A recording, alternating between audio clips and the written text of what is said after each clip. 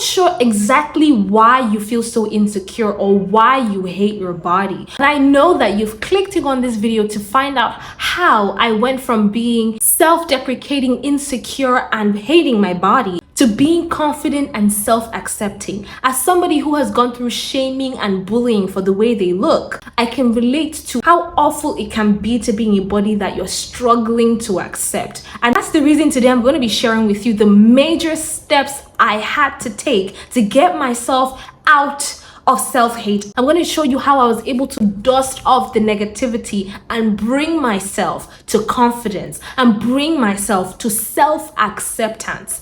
It wasn't an easy journey. I've been doing this since 2016 and I can tell you that the difference is clear. If this sounds like something you're interested in, hi, my name is Tiny and I'm an ex-people pleaser that has learned to love herself. I created this channel to share with people all that I've learned in these couple of years that has brought me from being a people-pleasing, self-deprecating person to a confident and self-accepting person. If you'd like to be a part of the community, please smash that subscribe button. It's a really small one at the moment, but I'm so happy that you're here. Make sure you leave me a comment below. I grew up as a very confident child, but I was not able to keep my confidence when I started to mingle with other people. Now, people would call me skinny, people would call me unattractive, and I would internalize it. So what I've realized in my journey towards confidence is that in the early stages, we're like sponges. So we're like sponges that soak up all the negativity around us, both the one coming from inside and the ones around us. So inside our mind is chaotic. We're telling ourselves all these things that people have said to us, and it's just on repeat to the point where we can't even look at ourselves in the mirror. So quickly, I'm going to be sharing with you these major steps that I've taken to bring myself out of this dark space. They're divided into two: the mental work and the physical work. Now, we'll start with the mental work. The first step is discovering the truth.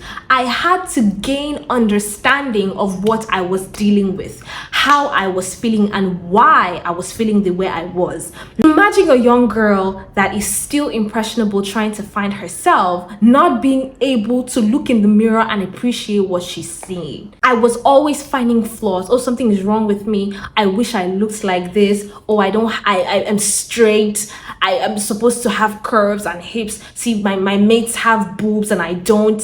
I was a late bloomer, and up till now, my boobs aren't large, but I've learned to accept them. So I started this exercise, very, very simple. I got one tool. At the time, I didn't even know that this was my research tool, but this research tool is the mirror. Get a full length mirror that you can see yourself in from head to toe. It doesn't matter whether you're fat or skinny.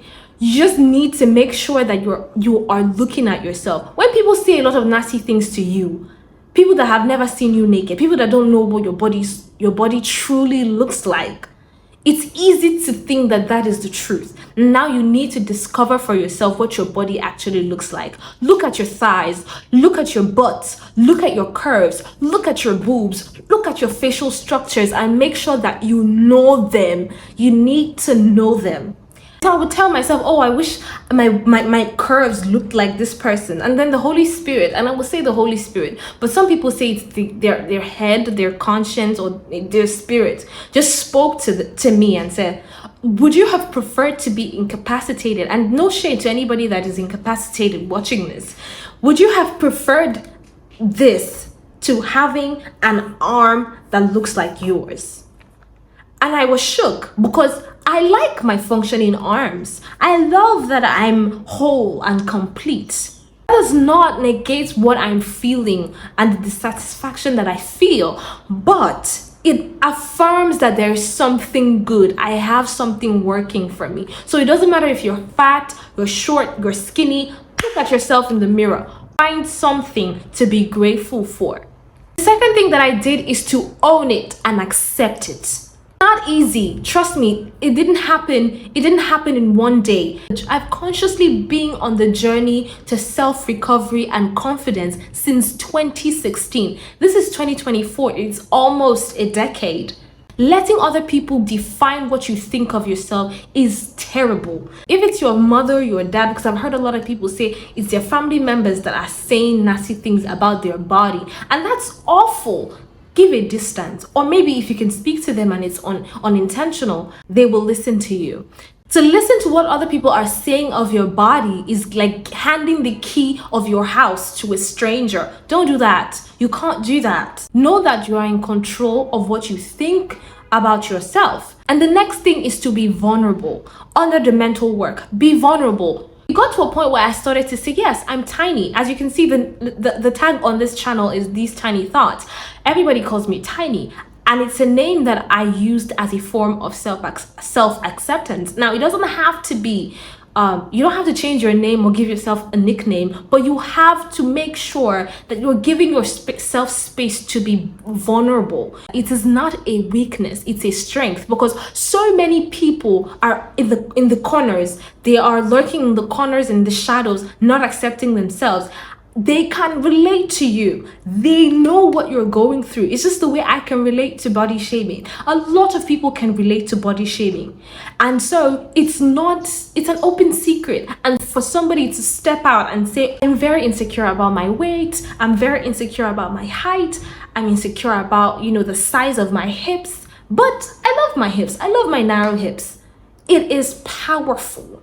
I can't tell you how much. And that's the bulk of it when it comes to the mental part. Now to the physical part. Treat yourself better. Because you look a certain way, you have condemned yourself to baggy clothes that will not flatter your body, to making a particular hairstyle because it's convenient and you just sink into the crowd. You don't want to grab attention. You need to start treating yourself better. From your hair to your nails, your skin, your oral hygiene. Ensure that you are on top of the game. What I like to do is to sit down and make a list of things I can work on and things that I don't have any control of. Things I could control was my hair, my dentition and oral hygiene, my body and my personal hygiene, my nails, my skin. I had control over these things and I put it down. The things that I did not have control over was the shape of my body. I had no major control over what my body looked like. But I started to invest in myself. I studied to find out, okay, what works for my body type. I stopped wearing clothes that didn't fit me just because they looked good on another person. So bodycons don't suit me. I'm an inverted triangle. And if you know that. Broader shoulders, narrow waist, and so we need to create some form of balance. I learned that and I started to dress for my body type. I made sure that my hair was intact, my skin is glowing. I learned how to do my makeup and make sure that my teeth is shiny and white and clean and healthy. I make sure that I'm taking care of myself to the best of my ability. I'm still on that journey and it can do so much for your confidence. You're beautiful in and out on a normal day, but when you start to pay extra attention to these things, your beauty increases, period. The next thing is to sanitize your environment. I mean your social media, family members, friends, gathering, just things, your associations. Make sure that the place you find yourself is not toxic to your mental health, is not toxic to your self-acceptance journey. If it's your mother, your dad, because I've heard a lot of people say it's their family members that are saying nasty things about their body, and that's awful. Give a distance, or maybe if you can speak to them and it's unintentional. I don't like the way you speak to me about my body. It's offensive. Please stop. And I don't think that people that love you would be adamant. They will listen to you. I used to have some friends that would always make fun of my body. See her small butt. See her small boobs. Your legs are tiny. She's so small. There's nothing friendly about making fun of another person's body. And it took me a while to learn that. And there were some people I couldn't shake off because we had to be in the same space. But the moment I'm separating myself from them, because as much as we want to toughen up and be strong, what they say can affect us. It can, because words are powerful. And so you cannot be around people who will use hurtful words, ill words on you, because like slashing the same injury spot open over and over and over again. You're trying to heal and someone comes with another knife and dices it. Gross. This is so I know it's graphic, but this is how I'm able to express how painful it is. And so family members, social media, if you're following any accounts that trigger you, you're seeing somebody that is making you feel bad about what you look like, unfollow. No matter how much you love the person, you don't know the person personally, and so detach. Make sure that your feed, Instagram, Facebook, YouTube, everywhere is curated to fit your journey.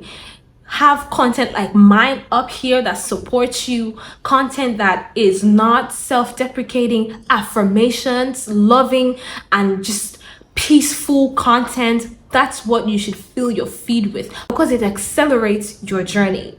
The final step that I've taken, that I am still taking on a daily basis, is to give myself grace. Now, you're not going to go from having a bad self-image to having a good self-image in a year, in 6 months. It's going to take time. And so you're not in a hurry. You're not competing against anybody. You're trying to be better than the person who didn't love herself. That girl who was hurt by all the things other people said. That girl who couldn't look at herself in the mirror, who was self-deprecating, talking down to herself. That's the only person you're up against. And with every single day that you wake up and choose to be more self-accepting, you are breaking that old self down. I promise you. Above all, understand that you are valuable, you are loved, and you are deserving of love. You're worthy. It doesn't matter what you look like, and your worth is not tied to what you look like. I love you. I'm rooting for you. I want you to love yourself. I know that you can do it. It's going to be hard. It's going to test you, but I know that you're prepared for this journey. I hope this video touched you. I hope this video helped you. If you're not subscribed already, make sure you hit the subscribe button, because I'll be putting out more content like these. I wish you good luck on your journey, and I pray that it is easy for you. I will see you in the next video. Thanks for watching. Bye.